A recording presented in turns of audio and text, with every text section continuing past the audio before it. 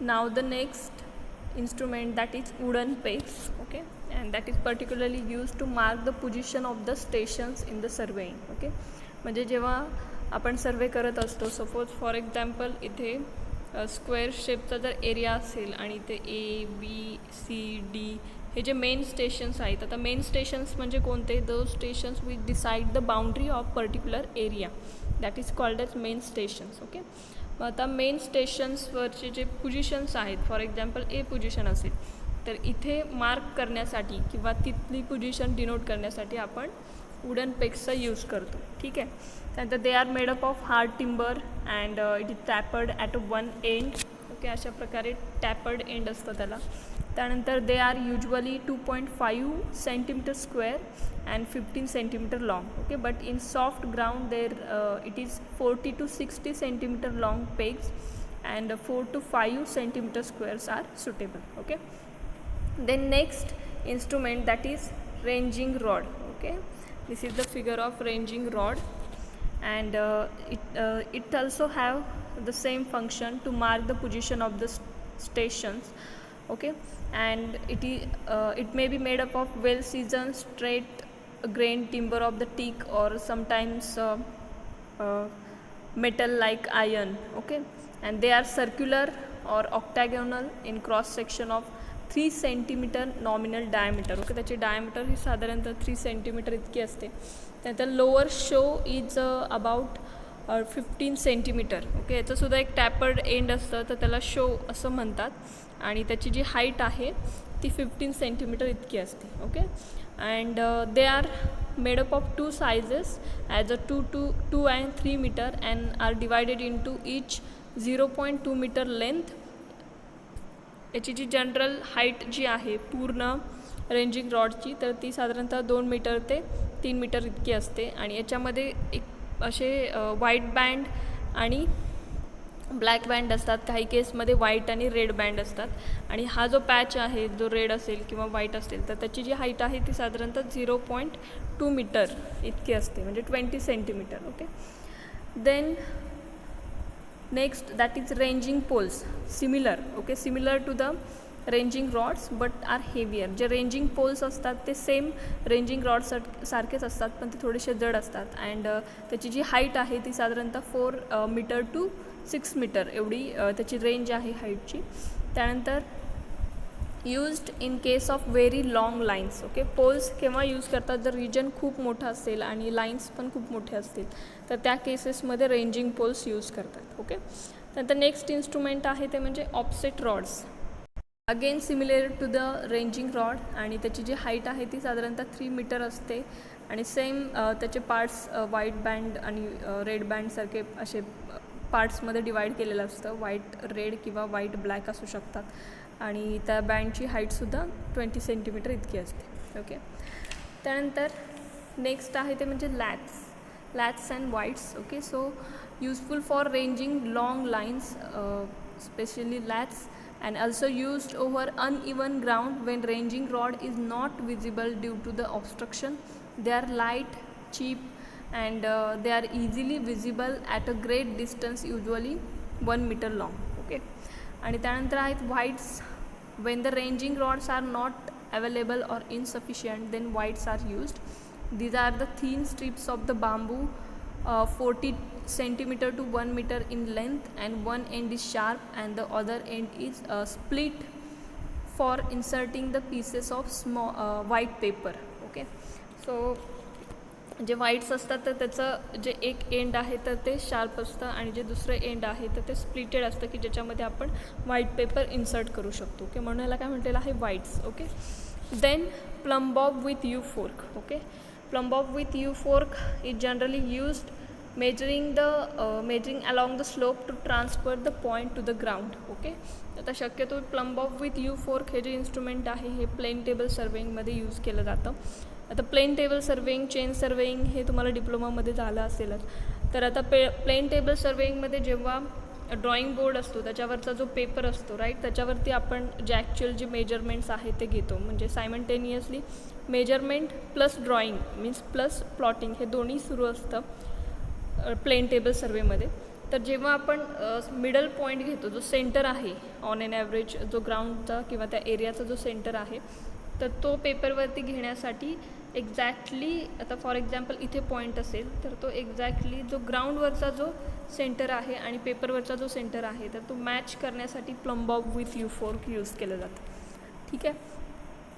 त्यानंतर next station आहे ते म्हणजे नेक्स्ट इन्स्ट्रुमेंट आहे ते म्हणजे open cross staff. Okay, this is open cross staff and it consists of two parts, that is the head and the leg. Okay, and the common type of cross staff consists of 4 metal arms with vertical slits for sighting through it, and the head is fixed to the top of the iron stand about 1.2 to 1.5 meter long. Okay, तर याच्यामध्ये अशा प्रकारचं open cross staff आहे की ज्याच्यामध्ये vertical slits असतात किंवा त्याला वेन्स असं सुद्धा म्हणतात. ओके, ज्याच्यामधून आपण एका स्लिटमधून पाहून दुसऱ्या स्लिटमध्ये जे काही तुमचं रेंजिंग रॉड आहे ते त्याचं सायटिंग करू शकतो. ओके, त्यानंतर नेक्स्ट इन्स्ट्रुमेंट आहे ते म्हणजे dumpy level. Dumpy level is use to take the measurements of elevations of the particular points. Okay, and levelling staff, it is also used to measure the elevations as a scale. Okay. Okay, now there are some terms related to the surveying and leveling. So first term related to the chain surveying, that is baseline. What is meant by baseline? The longest chain line approximately passes through the center of the field is called as a baseline. Okay, so for example हा एक area आहे. Okay, तर याच्यामध्ये ABCD हे जे आहेत तर हे मेन स्टेशन्स आहेत. ओके, त्यानंतर ह्या मेन स्टेशन्सना जोडणाऱ्या ज्या लाईन्स आहेत तर त्या मेन लाईन्स आहेत. ओके, आणि जे सबसिडायरी स्टेशन आहेत जे S1 S2ने डिनोट केलेले आहेत तर ते जे आहे ते इंटेरियर डिटेल्स जे असतील त्या एरियाचे तर ते दाखवतात. आणि बेसलाईन जी आहे, जी लॉंगेस्ट लाईन असते त्या एरियामधली, की ती जी लाईन आहे ती त्या एरियाला ॲप्रॉक्सिमेटली 2 इक्वल हाफ्समध्ये डिवाईड करते, तर त्या एरियाला म्हटलं जातं बेसलाईन. ओके, बेसलाईनची डेफिनेशन खूप महत्त्वाची आहे तर ती लक्षात ठेवा. त्यानंतर नेक्स्ट आहे check line. Check line is the line joining the apex of the triangle to some fixed point on the opposite side. Okay, means for example here is the check line which joins the apex of the triangle. बरोबर, आपण ह्या जे chain surveying आहे तर त्याच्यामध्ये आपण जो area आहे तर तो तिथे आपण ट्रायंग्युलेशन प्रिन्सिपल वापरतो. तो जो एरिया आहे तो आपण ट्रायंगल्समध्ये डिवाईड करतो. आता ही जी चेक लाईन आहे तर ती त्या ट्रायंगलचा अपेक्स जॉईन करते आणि जी अपोजिट साईड आहे तर त्याच्या विरुद्ध दिशेचा जो जी बाजू आहे तर तिथला एखादा पॉईंट तर त्याला कनेक्ट करते. ओके, म्हणजे बरोबर राईट अँगल फॉर्म होईल. ओके, त्यानंतर ही जी चेक लाईन आहे तर ती काय त्याचा यूज काय आहे तर ॲक्युरसी चेक करण्यासाठी आपण जो सर्वे केलेला आहे तर तो करेक्ट आहे किंवा इनकरेक्ट आहे किंवा एरर्स असतील तर हे पाहण्यासाठी चेक लाईनचा यूज केलेला असतो. Okay, then tie line. Tie line is joining some fixed point as a stations or the main survey lines. Okay, main survey लाईन्सला सुद्धा आपण टाय लाईन असं म्हणू शकतो. त्याचबरोबर फिक्स पॉईंट्स आहेत, कोणतेही 2 फिक्स पॉईंट्सना जोडणारी जी लाईन आहे तर त्यांना सुद्धा टाय लाईन असं म्हणतात.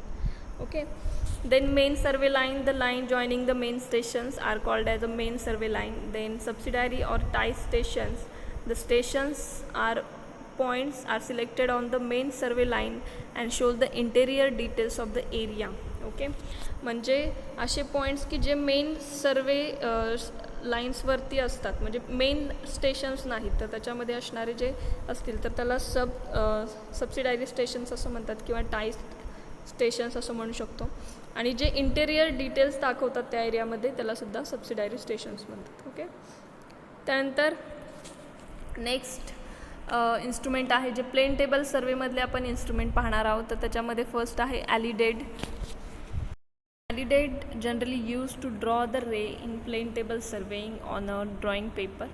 Okay, and it consist of 2 vertical sight vanes fitted at the end to end of the straight edge, and the straight edge ruler usually made up of brass or teak wood graduated below edge and one of the side vanes is provided with narrow slit and the other with a central vertical wire or hair, and beveled working edge alided is called as fiducial edge. Okay, this is fiducial edge, this is side vane, and this is object vane. Okay, then next component, that is spirit level. Spirit level is used for leveling purpose. Okay, तुम्ही plain table सर्वेचे जे practical आहे ते डिप्लोमामध्ये केलेले असतीलच. तर हा जो spirit level आहे, आता हा आहे tripod. Okay, that is used to hold the implement. Okay, एखादं इम्प्लिमेंट किंवा इम्प्लिमेंट नाही म्हणू शकत, इन्स्ट्रुमेंट आपण होल्ड करण्यासाठी ट्रायपॉडचा यूज केला जातो. जसं की डम्पी लेवल असेल, त्यानंतर प्लेन टेबलमध्ये प्लेन टेबल असेल. ओके, आणि जो स्पिरिट लेवल आहे, एकदा फिट केल्यानंतर प्लेन टेबल, तर हा पूर्ण लेवल आहे का टेबल हे पाहण्यासाठी 4 कोपऱ्यांवरती तो ठेवला जातो, आणि त्याच्यातला जो बबल आहे तो जर मिडलला आला तर समजायचं की लेवल्ड आहे. ओके, आणि जर लेवल नसेल तर तसे ॲडजस्टमेंट केले जातात. त्यानंतर नेक्स्ट कंपोनंट आहे तो म्हणजे compass. Compass is used to decide the north direction or south whatever. Okay, then next that is these are the terms related to the levelling. Okay, लेवलिंगमध्ये आता सर्वेइंग आणि लेवलिंगमध्ये काय फरक आहे, तर सर्वेइंग जे आहे तर ते बेसिकली एरिया म्हणजे हॉरिझॉन्टल सरफेसवरचे जे काही ऑब्जेक्ट्स असतील किंवा जो काही सर्वे असेल तर तो केला जातो, आणि जे इलिव्हेशन्स आहेत, हाईट्स ज्या आहेत तर त्या लेवलिंगमध्ये मेजर केल्या जातात. Okay, now first term that is related to the in levelling, that is datum surface. Okay, datum surface म्हणजे काय, a surface or line is any arbitrarily assumed level surface or line from which vertical distances are measured. Okay, तर लेवलिंगमध्ये काय केलं जाते की कुठल्याही आता ऑब्जेक्टची जर हाईट मेजर करायची असेल तर एक डेटम किंवा एक लाईन असं अज्युम केलं जातं, आणि त्याच्यावरचे वर्टिकल डिस्टन्सेस हे मेजर केलेले असतात. ओके, त्यानंतर elevation or reduce level. Okay, the elevation of point is a vertical distance above or below the datum. Elevation किंवा रिड्यूस लेवल म्हणजे काय, जे काही वर्टिकल डिस्टन्स आहेत अबव आणि below the datum surface, that is called as reduce level. Okay, त्यानंतर next point आहे benchmark.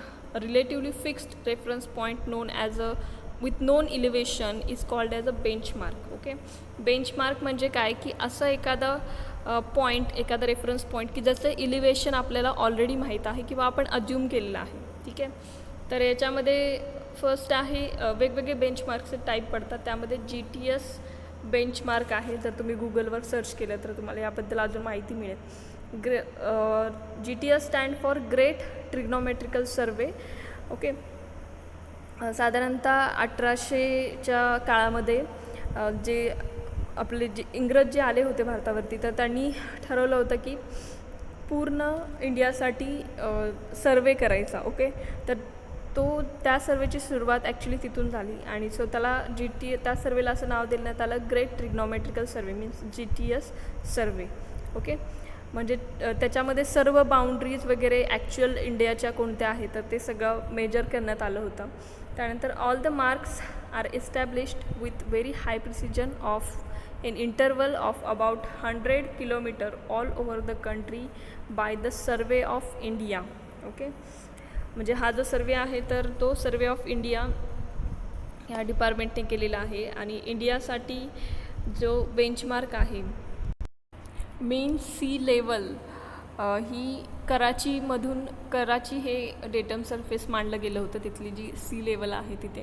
Okay, आणि आर्बिटरली बेंचमार्क्स म्हणजे काय, these are the reference points whose elevations are arbitrarily assumed used in a small levelling operations. Okay, आता हे आर्बिटरली जे benchmarks असतात आर्बिटरली, तर ते अज्युम्ड बेंचमार्क्स असतात. ओके, आणि त्याचे इलिव्हेशन्स हे साधारणतः किती अज्युम केलेलं असतं तर 100 metre. Okay, permanent benchmarks, these are fixed points of reference and they are established between GTS benchmarks by the Survey of India or other government agencies like PWD. Okay, त्यानंतर temporary benchmark, when there is a break in the work, these reference points are established, for example top of the stone, gate post etc. Okay, temporary benchmarks हे just temporary use केलेले असतात. जर 2-3 दिवसाचा कालावधी असेल आणि थोडे पुढं ब्रेक असेल आणि मग कंटिन्युअस जर सर्वे करायचं असेल तर त्यावेळी हे बेंचमार्क्स यूज केलेले असतात. ओके, त्यानंतर स्टेशन म्हणजे काय, it is the point whose elevation is to be measured, ज्या पॉईंटचं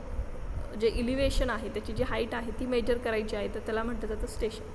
त्यानंतर back sight reading, fore sight reading, intermediate sight reading. Okay, हे लेवलिंगमध्ये 3 टाईपचे रिडिंग्स घेतले जातात. So what is mean by back sight reading, it is the first staff reading taken after the level is set up and levelled. एकदा dumpy level set केला तर जे आपण पहिलं स्टाफ रिडिंग घेतो तर त्याला म्हटलं जातं back sight reading. Okay, after that four sight reading, it is the last staff reading denoting the shifting of the instrument. Okay, जे फोर साईट रिडिंग आहे, आता बऱ्याचदा असं होतं की विजिबल पॉईंट्स नसतात, मीन्स किंवा जो सर्वेचा जो एरिया आहे तो लेवलिंगचा जो एरिया आहे तो मोठा असू शकतो. तर सपोज इथे डम्पी लेवल आपण सेटअप केला आणि इथेपर्यंतच आपल्याला सगळे पॉईंट्स दिसत आहेत. ओके, त्याच्या पुढचे पॉईंट्स दिसत नाहीत, तर मग अशावेळी काय करावं लागतं की हा डम्पी लेवल शिफ्ट करावा लागतो. ओके, त्यावेळी हा जो लेवलिंग स्टाफ आहे हा इथेच ठेवलेला असतो आणि त्याच्या अगोदरचं जे रिडिंग आहे या पोझिशनसाठी ते लास्टचं रिडिंग असणार आहे, बरोबर.